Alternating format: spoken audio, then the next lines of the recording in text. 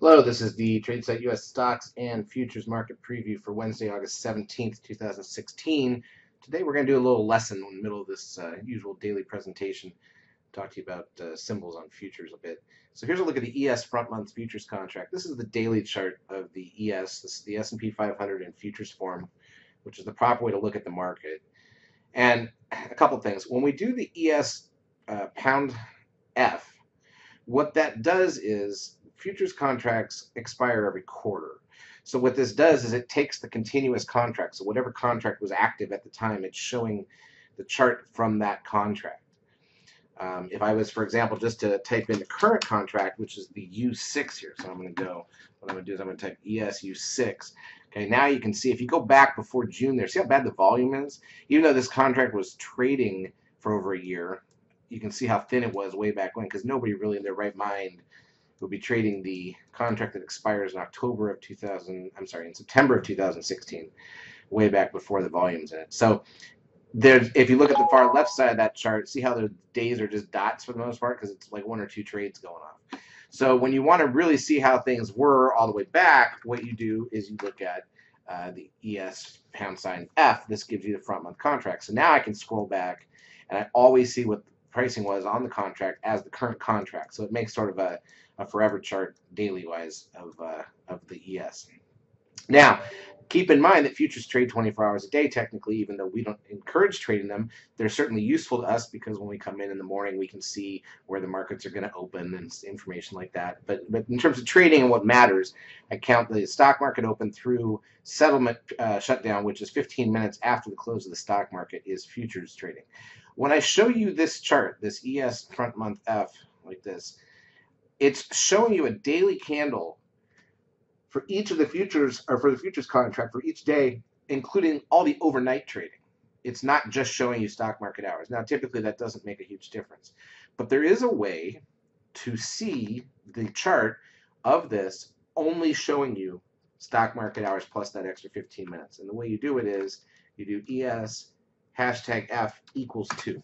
And now all this data that you see is only stock market hours. What this does is it actually shows us gaps, because remember, some of that trading occurs overnight, and it doesn't look like a gap when you got a continuous trade. But when here we're looking at the S&P essentially in the futures format with just stock market hours, so you see gaps.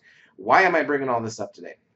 Well, we've been talking about a couple of signals, even though the general construction of the market looks really good. We've been talking about a couple of signals that we've been seeing lately. The trend reading, we'll get to that in a minute. The NDX has a secret 13. We'll get that to in a minute. Some general sell signals and the low VIX that might be forming here in the market that we're going to keep an eye on. We have a new one that formed today on the S&P, and the only way to really see it is to use this chart. And if you look carefully, what you're going to see is, and I'm going to slide this chart way over so you just see the last couple of days. What you see is, see how the day before today we gapped up, we traded, and we held pretty flat for the most part. This was on Monday, obviously, and then closed. And then today we gapped down. What that is a floating island reversal on the broad market. And the trigger for that is if we then, tomorrow on Wednesday, open flat to slightly higher, head lower, and crack the lows of Tuesday. That is a massive sell signal when that happens. And it's especially one when you're at highs or lows in the stock or the market. And this time we're definitely at highs, obviously. So it is a clean one. I'll show it to you also in the intraday format in a minute. But it is there. And so it's just another thing to be aware of as we push forward in these boring August doldrums, because it might actually be giving us signs of things to come, especially with options expiration this week. But let's go through all of our symbols first. You got the crude oil closing up 45 cents at 46.20. Breaking that static trend line, we've got gold up $5.10. The S&P cash lost 12 points on the session, but again, a lot of it was a gap. Today was one of the narrowest days yet. NDX, which had that secret 13 sell signal, you'll notice this one got up to that risk line, could not close above it, and now has headed back down. So that 13 sell signal is still in place.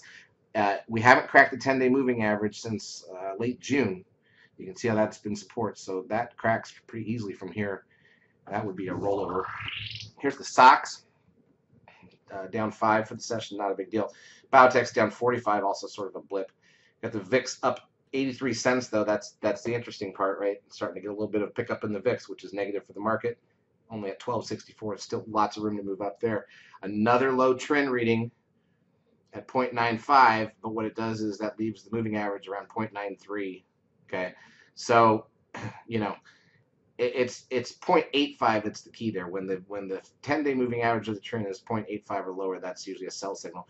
We did get that back at the beginning of July. That was basically where we ran out of steam in the markets. We haven't really moved much since then, even though we've been a couple points higher. So if we were to get another one of these readings, now if I count back 10 days to see which dots are currently included, 1, 2, 3, 4, 5, 6, 7, 8, 9, 10. Yeah, the 10th day back is actually a pretty low reading. So it's going to be hard to bring that moving average down for another couple of days. Probably need some low readings here Thursday and Friday, which could happen with options expiration. NASDAQ volume is really 1.4 and change. They printed some extra volume at the close to get to 1.5, but it was a very light volume day. We've been in that mode.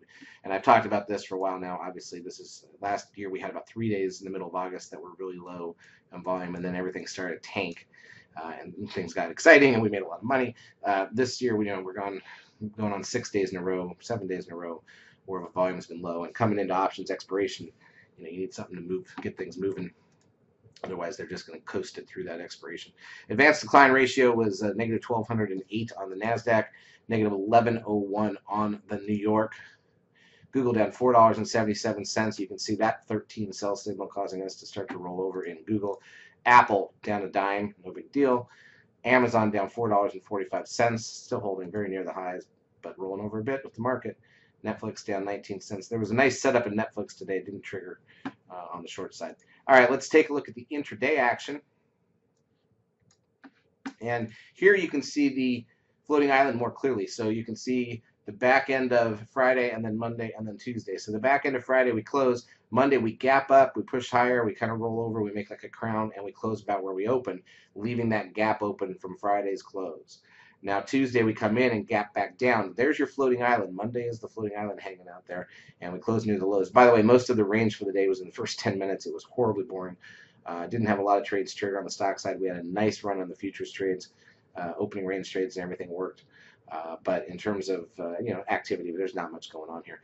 That's why I think it's interesting if we do crack this floating island pattern right now. Interesting time for it. Here's the NASDAQ side, not as clean of a floating island, but the NASDAQ side, the NASDAQ 100, does have that 13 sell signal in place. All right, so what do we have left? What do we have to look forward to the next couple days? So tomorrow's Wednesday, MBA mortgage index at 7 a.m. Eastern time. Crude oil inventory is an hour into the market, and the Fed will release the minutes from their last meeting at 2 p.m. Eastern. None of that's earth-shattering. We have a couple of bigger numbers Thursday morning. No data Friday. Friday is expiration. If you're going to get an options unraveling move, it usually happens Wednesday, and if not done, then Thursday. Again, I'm guessing with August, there's very little in terms of open options positions, which means there might not be much of a move. But keep in mind, just like last year, just like all the time, the market is the most susceptible to getting hit right around expiration, because as people close their positions, wait till next week to get some new ones on, and things expire over the weekend, they don't have the protection on the market. Most of the big crashes historically in the market have occurred around options expiration.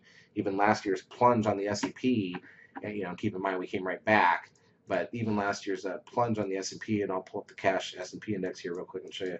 See that big drop back in August? That was right at options expiration as well. Okay, and then we double bottomed in September's options expiration. So, this is that time where if something's going to happen, it can get a little out of control for a couple days maybe.